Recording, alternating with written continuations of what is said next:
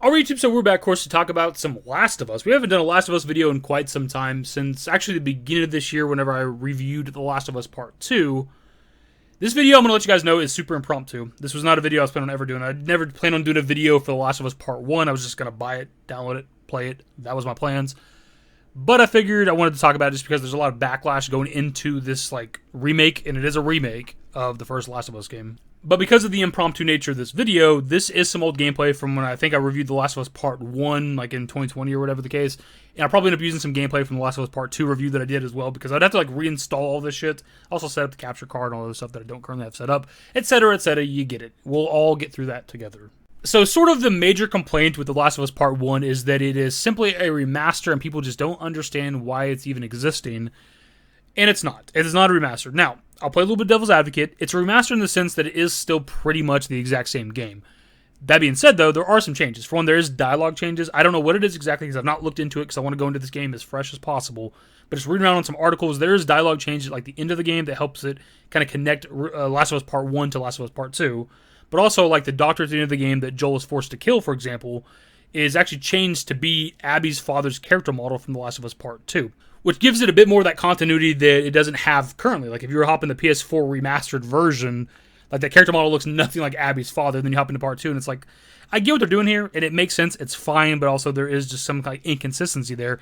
But again, it still is the same game in the same story. So in that sense, I get why people want to refer to it as a remaster. But it's also not a remaster in the sense that it's completely built from the ground up. It's a game that is remade entirely from the ground up, all assets, in Unreal Engine 5 and exclusively for the PS5 and also obviously PC at some point.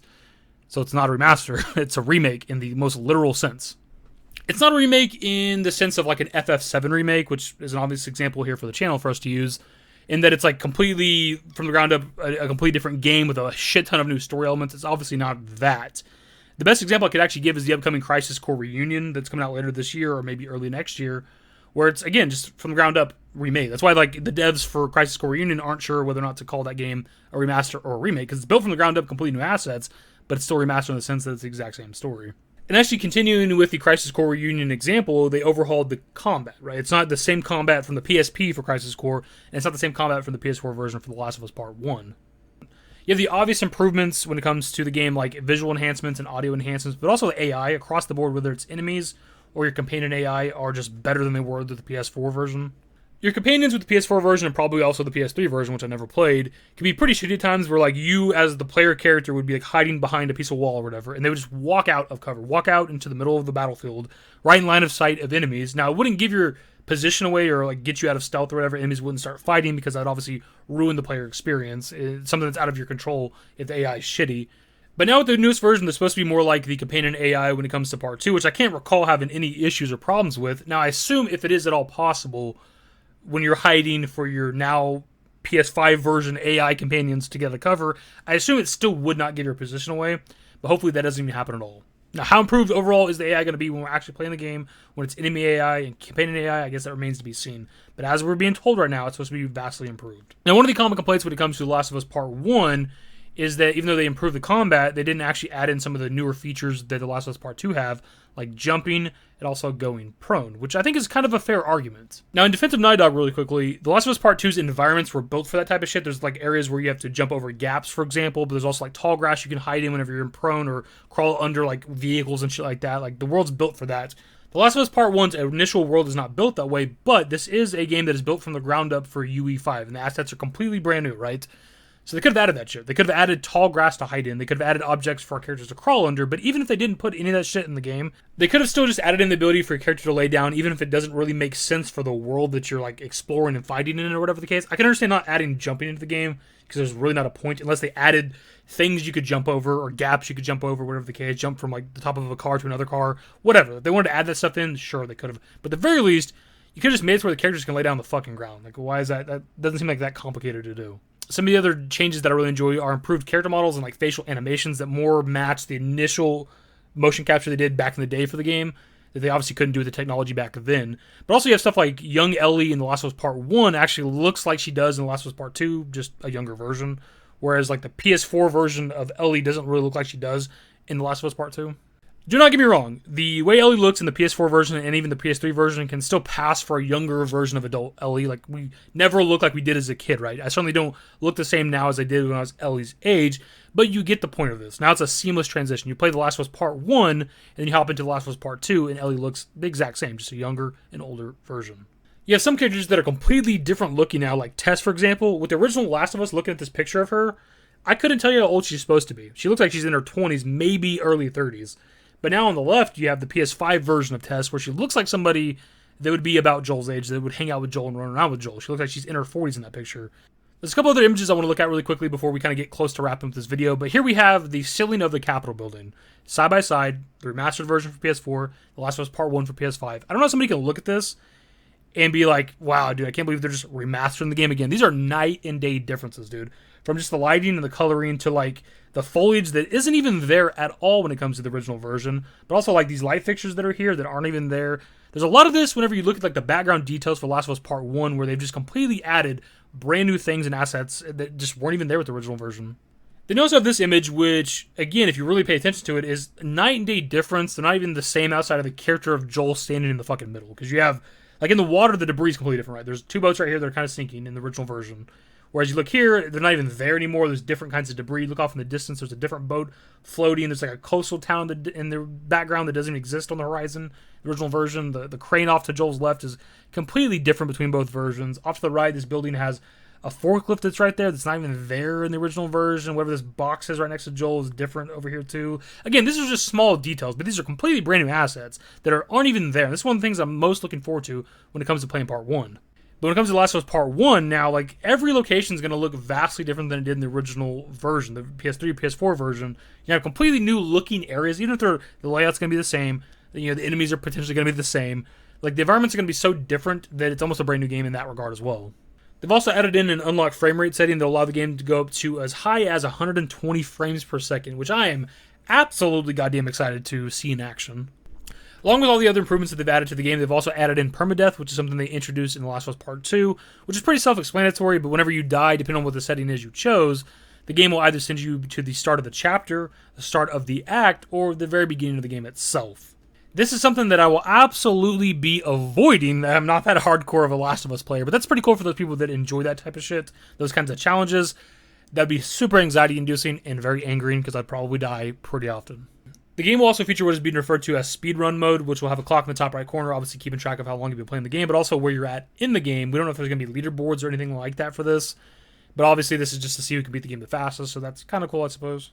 And obviously because this is a PS5 version of the original Last of Us, there's going to be haptic feedback with the controllers, there's going to be like 3D audio, stuff like that, stuff that you already know is going to be a part of the game. But again, it's not all positive, because there are some more negatives about this game. One of the biggest complaints, and I think probably the fairest complaint, is the price. It's a full-price PS5 game. It's a $70 game. And as much as I've been blowing this game throughout this video, it's kind of hard to defend that or justify that. I do think that the improvements are insane. I'm excited for it. I've already pre-ordered. I pre-ordered the digital deluxe version. I paid $80. I paid for it. That doesn't mean that I necessarily agree with the price, but I want to play this shit day one. I haven't played The Last of Us in quite some time, so I'm excited to hop into it again anyways. So I bought it. But it's hard to justify that price tag when there's not really anything new. There are new stuff in the sense of like new assets around the world, right? Environments look really, really improved, but there's not new weapons, right? There's not new locations, right? There's not like an additional chapter added to this version. There's stuff like that. Like, there's not that additional content that, for me, can really justify the full price tag. Not to mention, the obvious glaring issue here is that it's actually missing content. There's not the multiplayer mode. That's right, The Last of Us Part 1 will actually be missing the Factions multiplayer. I've never played it, but again, it's hard to justify the full price of this game when it's actually missing content that the original version had.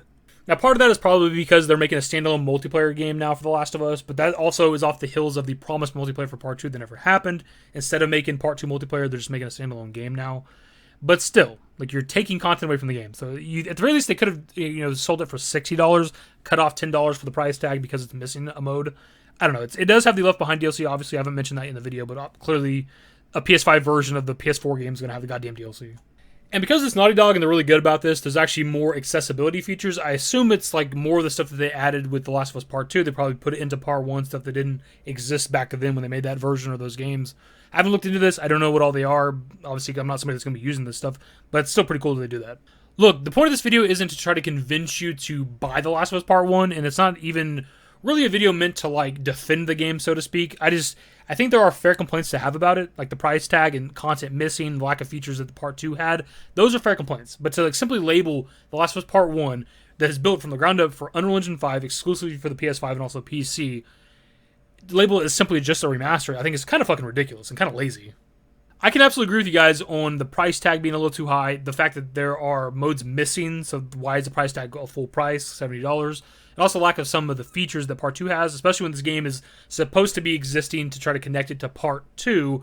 Why wouldn't you have prone and jumping and stuff like that? So we can agree on stuff like that. But to simply label a game as a remaster and ask the question why it exists, I think it's kind of ridiculous. Because it's not like Naughty Dog just keeps re-releasing The Last of Us a bunch of times, right? They've only ever had the PS4 remaster and then now The Last of Us Part 1 for PS5. And what people seem to forget, too, is like when it comes to The Last of Us remaster for PS4, that shit came out in 2014, dude. That version of the game, as good as it is, and it's a fucking masterpiece, is almost a decade old. So I think it's justified for them to want to release a more enhanced version. Like, I don't see the problem with that. It's not like it's Bethesda, where they're re-releasing Skyrim every motherfucking year with very slight tweaks and enhancements. That's more or less the video, my dude, so of course I want to pass it off to you guys. Are you getting The Last of Us Part 1? I do see some people that are kind of interested in the game, but they want to wait for it to be on sale, which I think is a fair point. You don't have to pay $70 yet. Plus, if you play the game a lot throughout the years, there's not really necessarily a reason to hop on it right away. I just personally haven't played The Last of Us since like early 2020. You know, Remake was coming out, and that was the focus of the channel, so I kind of stopped playing other games and really focused on Remake by the time I'd finished playing The Last of Us. So I haven't really touched it since then. So I'm really excited to get back into it just for that reason alone. Just to really be my first full second playthrough. And for those of you that might have already pre-ordered the game or plan on buying it digitally, the preload should be tomorrow, the 26th. I don't know if that's going to be local time. I don't know if it's going to roll over to midnight and we can start downloading it right away. But that's the main reason why I pre-ordered it digitally. Because I'm like, I want to get this shit downloaded and preloaded and ready to go for day one. My dudes, that is the video. Hopefully you enjoyed it. If you did, give a thumbs up. Subscribe to the channel if you guys aren't even want to stay more Last of Us content for sure in the future. We're going to do some stuff. I don't know what we're going to do. We might do a little review of part 1. We might talk about the multiplayer coming up. I don't know exactly. We'll see what happens. Turn on notifications. Follow me on Twitter, @davidYT. I'm a Discord. Links to my networks are in the description. Into the outro. Later, guys.